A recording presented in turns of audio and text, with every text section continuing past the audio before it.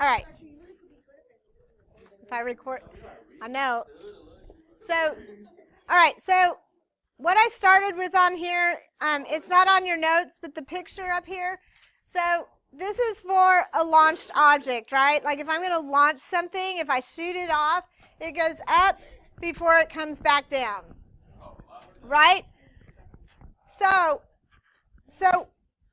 when we did this, we did it in Algebra 2 when we talked about parabolas. And so is this really how a parabola works? Like when you shoot? Because what does this not take into account? Gravity. It doesn't take into account air resistance. Right? And also, it doesn't take into account time, does it? Because it matters what time it is where you are on the arc. And if it was this easy, we could all be on work for NASA and launch a shuttle, right? That would be easy, just up and back down. But it's not that easy. So,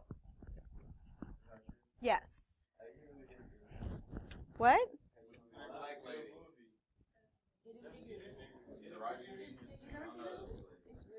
Is this good? Oh, I did see that, actually. I did. It is a good movie.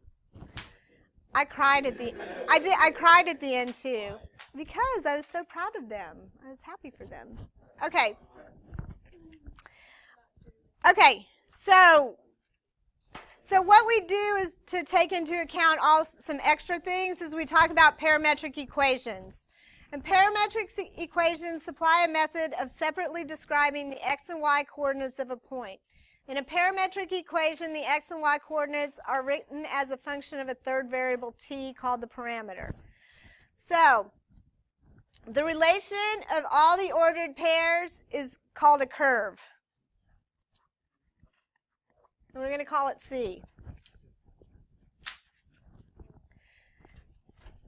The equations, when x is written as a function of t and y is written as a function of t, are called parametric equations.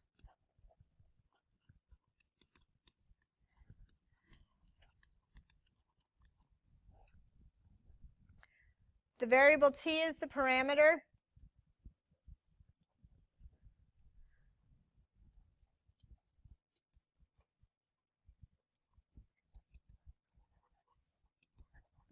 And when they're written as a function of t, it's called a parameterization.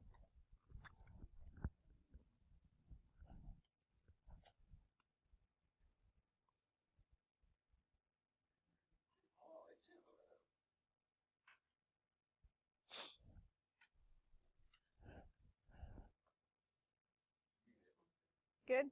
Okay. So this is what a parameter will look like. So I have the x of t, which is going to give me my horizontal distance, right? And my y of t is going to give a vertical distance. So this happens to be a golfer. I hate golf. Golf is so boring. Ugh. I would. It's boring. It's so boring. So, but anything that works in a parabola is going to work like this. So, if I say we're going to do this from 0 to 4 seconds. If I put a 0 in the x, I'm going to get 0. If I put 0 in here, I also get 0. If I put 1 in the top, I get 130. If I put 1 here, I get 98.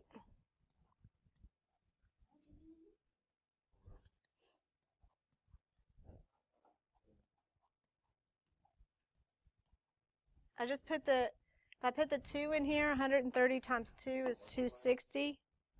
If I put the 2 in here, I take 2 squared times that plus 260 and get 132.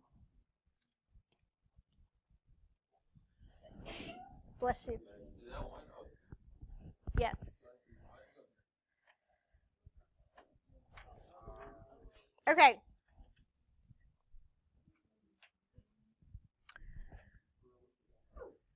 So, I'm on the first one.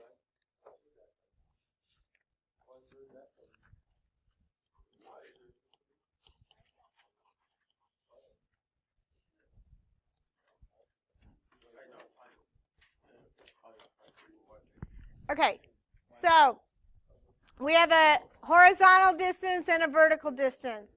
So this is what you need to know. So I'm graphing this point and this point. Okay, so the first point is 0, 0. It's going to go there. So if you look through your x's and your y's,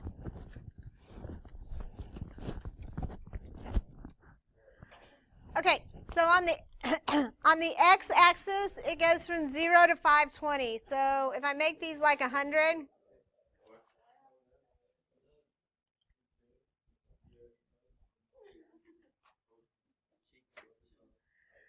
and the y goes from 0 to 130.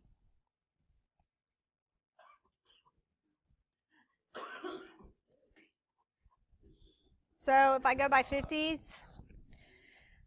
So here's what's important about the parametrics. When I graph this, so the first point is 0, 0. What's the next point? 130, 98. So that's like right here. So when you're graphing parametrics, you have to go point by point, because when you graph this, there's direction to it. So I go from the first to the second point, and that's my direction. So when I graph my next point, 260 and 132,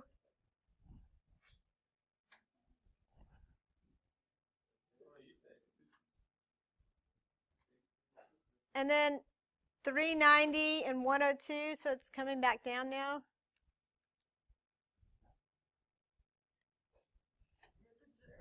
Yeah, you do. I just said. So that gives direction to the graph. It tells you which way the graph is moving.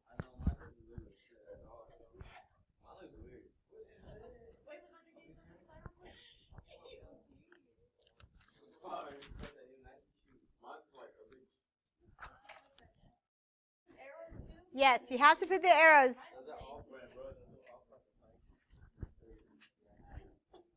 Okay.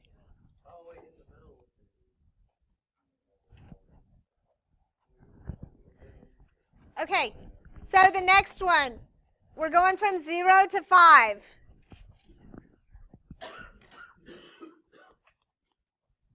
Isaac, wake up and do this with us.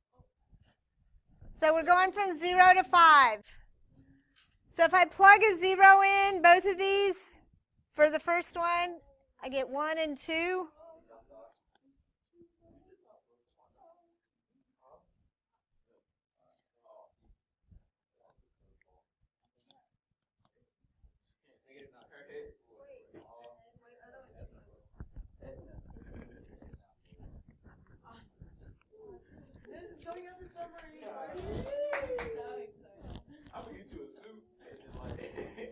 Little glasses.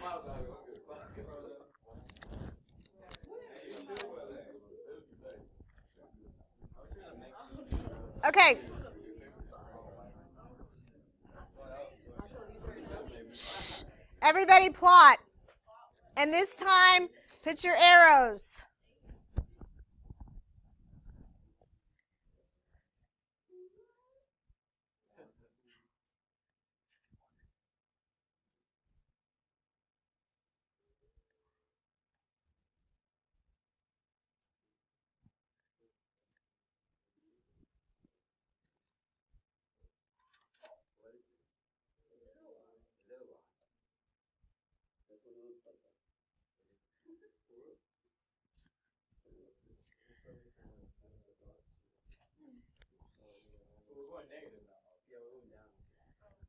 So this is the direction of the line this time. We go this way. So you do.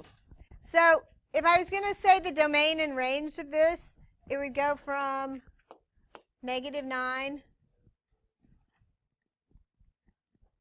to 1, and the range would go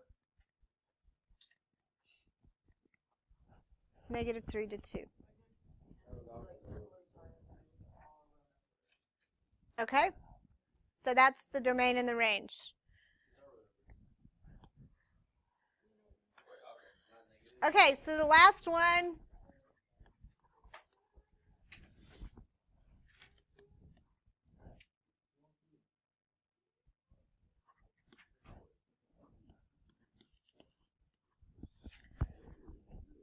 Okay, so graph these and make sure you get the arrows put in.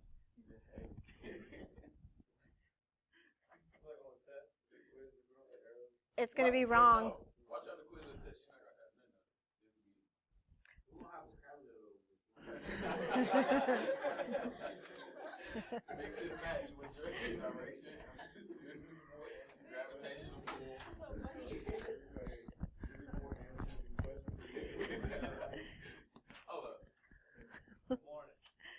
So the domain would go from -1. We already took attendance, so.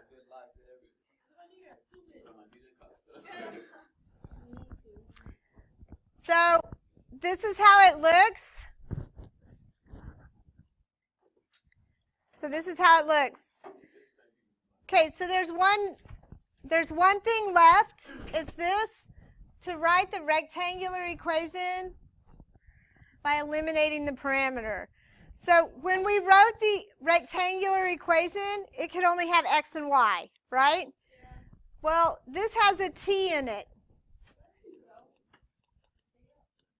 Yeah, that's exactly what I'm going to do. I'm going to take it out. And so the way I'm going to take it out, I'm always going to do the one that doesn't have an exponent. So I'm going to start with this one. So I just want to solve for t. So how do I get the t by itself? What do I have to do? Add the 1. So here I have x plus 1 equals t. Does everybody see how I did that? So now watch. You see this t? I'm going to put parentheses around this, and I'm going to put it in for t. Right there.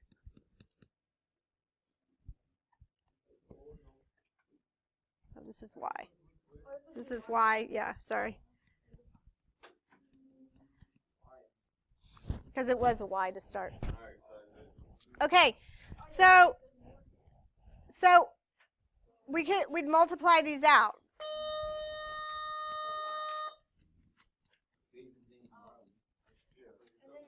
That's it.